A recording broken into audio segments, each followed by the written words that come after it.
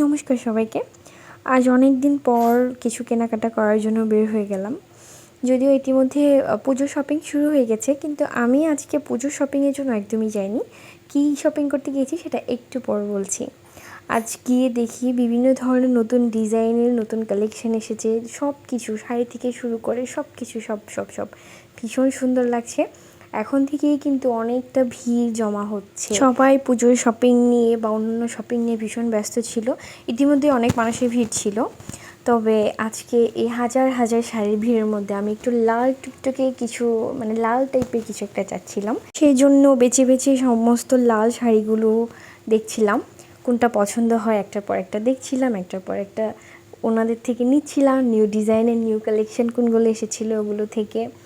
তারপর এখান থেকে একটা শাড়ি সিলেক্ট করি। কোনটা সিলেক্ট করি সেটা একটু পরে বলবো।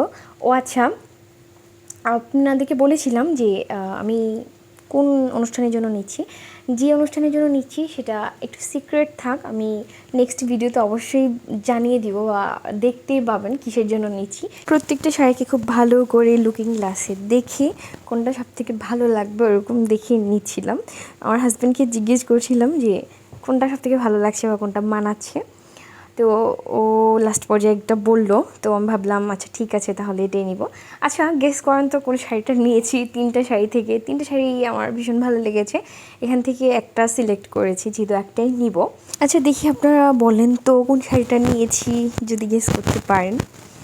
তারপর এখান থেকে শপিং শেষ করে শাড়ি নিয়ে সব কিছু নিয়ে ম্যাচিং করে তারপর চলে গিয়েছিলাম শাখা দেখার জন্য। ওখান থেকে কিছু শাখা দেখেছিলাম। তারপর ওখান থেকে দেখে একটা পছন্দ করি, যেটা আমার সবথেকে বেশি পছন্দ হয় সেটা হাতে দিয়ে দেখেছি। পরে আরও কয়েকটা পছন্দ হয়েছিল, ওগুলোও দেখেছি।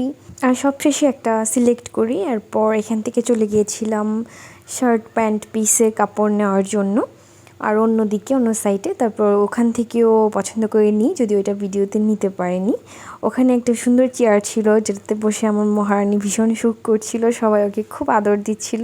সবার আদর পেয়ে মহারানী মাথায় উঠে যায় আর নামতেই চাচ্ছে না। শেষ পর্যায়ে খুব করে ওকে নামিয়ে নিয়ে আসতে হয়েছে। তো তারপর এখান থেকে বের হয়ে এসে আরও ছোটোখাটো কিছু কেনাকাটা করেছিলাম, যেগুলো সব কিছু ভিডিও ক্লিপে নিতে পারিনি। আরও অনেক কিছু কিনেছিলাম, যার মধ্যে ছিল গজ কাপড়, জুতো জুড়ো, আরও ছোটো ছোটো অনেক কিছুই, টিপ কিনেছিলাম, আলতা কিনেছিলাম আর বিভিন্ন কিছু।